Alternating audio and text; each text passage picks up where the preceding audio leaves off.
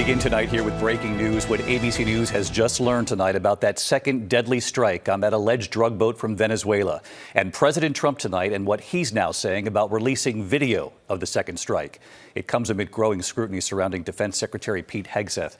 And on a separate front tonight, sources now telling ABC News the Pentagon Inspector General has found Secretary Hegseth put U.S. military personnel and their mission at risk by discussing sensitive information in a group chat using a commercial app, the Signal messaging app, about another operation. Martha Raddatz leading us off tonight with late reporting here.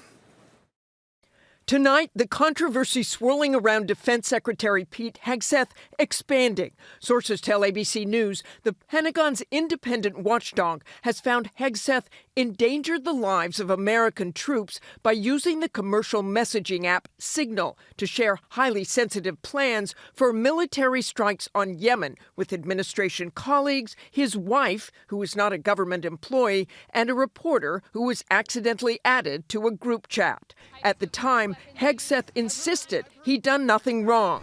Nobody was texting war plans. He blamed former employees. He blamed the media. They take anonymous sources from disgruntled former employees, and then they try to slash and burn people and ruin their reputations. Not going to work with me. But the Pentagon Inspector General's new report has, according to sources, determined that if the information Hegseth shared on Signal had fallen into enemy hands, American troops could have been in danger, and that it should not have been sent on the unsecure messaging app.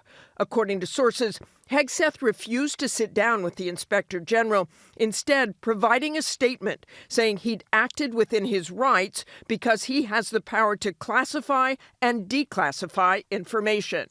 Today, a Pentagon spokesman called the report a total exoneration, and the White House said President Trump stands behind Secretary Hegseth. But the report is the latest blow to the embattled secretary, who has spent days trying to explain this September attack on a suspected drug boat off the coast of Venezuela. After this first strike, a second missile was fired, reportedly targeting 2 survivors. International law prohibits killing enemy combatants who no longer pose a threat. The day after the attack, Hegseth said he watched it happen. I watched it live. We knew exactly who was in that boat. We knew exactly what they were doing. Now, he claims he only watched the first strike. I did not personally see survivors, but I stand, because the thing was on fire.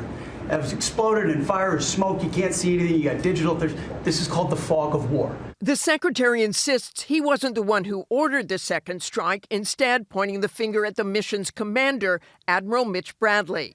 Tonight, ABC's Selena Wang asking President Trump if he will release the video of the second strike. Will you release video of that strike so that the American people can see for themselves what happened? I don't know what they have, but whatever they have, we'd certainly release. No problem. So we've seen the video of the first strike, but that second strike video that the president said would be released will be key. And tonight, new information. According to a source familiar with the incident, the 2 survivors climbed back onto the boat after the initial strike. They were believed to be potentially in communication with others and salvaging some of the drugs. Because of that, it was determined they were still in the fight and valid targets. A JAG officer was also giving legal advice. So again, David, that video will be key, and Admiral Bradley will be on the Hill tomorrow behind closed doors. Behind closed doors. Martha Raddatz leading us off tonight. Martha, thank you.